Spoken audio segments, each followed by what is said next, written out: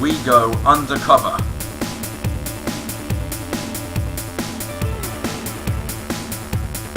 To expose the truth. Oh, Mr. Clawton, you magnificent beast. And expose this school's sordid past. We investigate why Hoover holes have stopped sucking.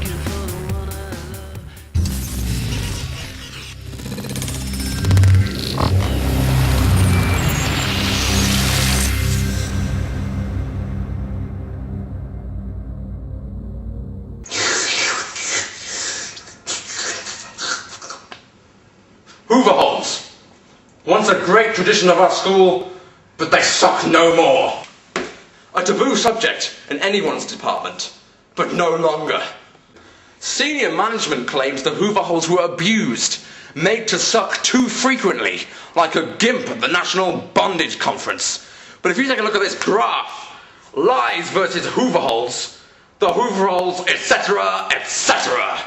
We talked to a few people on the street, revealing the shocking ignorance and incredible stupidity that abounds this school. What do you know about Hoover holes, Nathan? Not. I don't know. Let's go with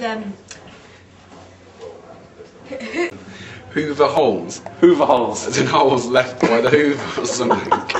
What are Hoover holes? You don't know anything about Hoover holes, do you, Nathan? No. This is disgraceful, Nathan. What the hell are Hoover holes? This is awful. And do you like Hoover holes? No. They're great. Should I like Hoover holes? That's up for you to decide, Nathan, not me. I don't know what they are, I can't decide. Did you know there's been a Hoover hole cover-up? Shit! Yes, I do! Our teacher's going to be seeing this. Yes. How many pets have died in your lifetime? 12. 12. No, it's 18. 17. Fuck off, he's my left in Canada. Yeah, she's a bit of a babe, isn't she? Yeah. Oh. Quite a lot. I used to have mice and shit and they'd die quite a lot. It'd be like once a week. Hoover holes were invented in 1831 by Albert Einstein, although Man United Football Club claim they thought of them first. Big boys and company owners bought them up in their millions, whereas poorer families could only afford one, or use a makeshift whip.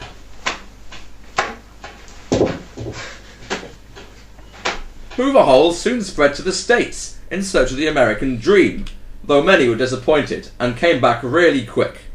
The first Hoover hole to grace King Edward School was installed in the G corridor by the late Chief Master Mr. Rover Floppy Hound, who was incidentally a dog. The Hoover holes kept their sterling reputation until 1957, when one was involved in a sex scandal with said canine headmaster. They continued their noble duties until the last second of the 20th century, when they mysteriously stopped sucking. Now, we want answers. This is Billy Bob Bill John Bob, the builder, who worked on the original project in 1875. Billy Bob John's Bill Bob Billy Bob, what does this schematic show? These schematics show a plan of the school after the Hoover holes have been installed. Now, as you can see, this area here is the centre of activity for the Hoover holes at Kes. The Hoover hole lair, if you will. But where is this Hoover hole lair? We're about to go inside the boiler room for the first time. It's been a long time since anyone's been in here. I believe there may be substantial evidence which needs to come to light. Let's go.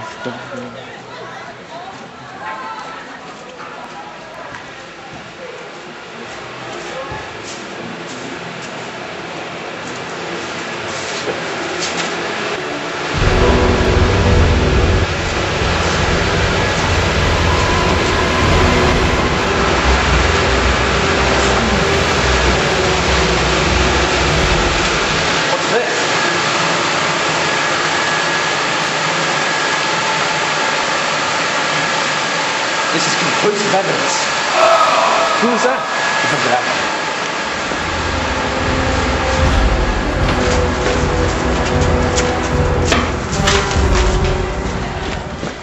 I never expected I'd find something like this.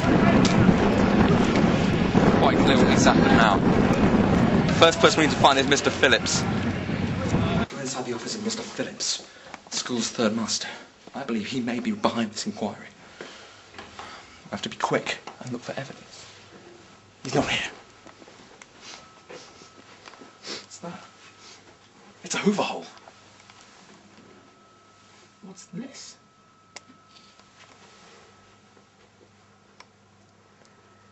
I know that taste.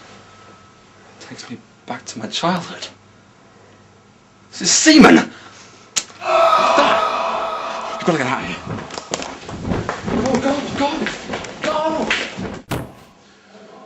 I've just managed to get my hands on the CCTV footage that covers Mr. Antonov's office. Hopefully, it'll show the questions I fired at the Deputy Chief himself on the subject of Hoover holes.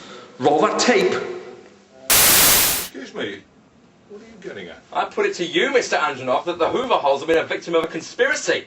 Their swift removal from KES halls was both planned and carried out in secret. Well, it's nothing to do with me. The, holes, one of them used to be there. That's to do with the cleaners and the head porter. The Hoover holes were loved by all. Why would the head porter have any reason to remove them from KES? Well, he's an independent operator in this school, and that's entirely up to him as to why that happened. I don't need to ask him that. Admit it, you and the senior management team are responsible for this. Well, now come on, Mr. Worthington. What proof have you got? I don't believe a single word. Objection! This document is a KES executive order giving permission to completely and utterly remove the Hoover holes from KES halls. It's signed by 3 members of the senior management team, the Chief Master, Mr. Phillips, and you, Mr. Antonov. Where on earth did you get it? That's not important. What this document shows is that you know about the conspiracy and took an active part in the decision to axe the Hoover holes. I didn't actually want to do it. The problem is that I have lived with my Hoover holes over there for a long, long period of time, and I had no intention of getting rid of them. So why did you sign the executive order, sir? Well, I was forced to by the Chief Master. He told me and Mr. Phillips that if we didn't do it, we would be sacked, and I just had to do it.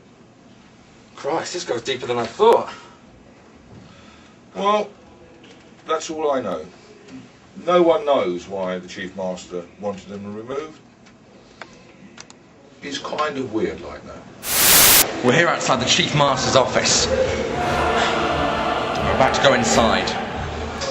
I thoroughly believe the truth awaits us behind this door.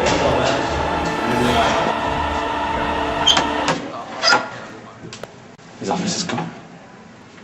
Where does this go?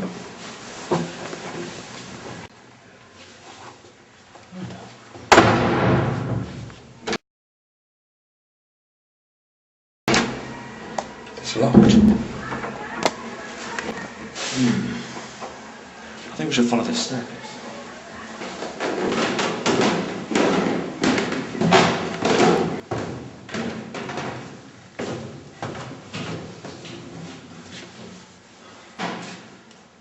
And on the door.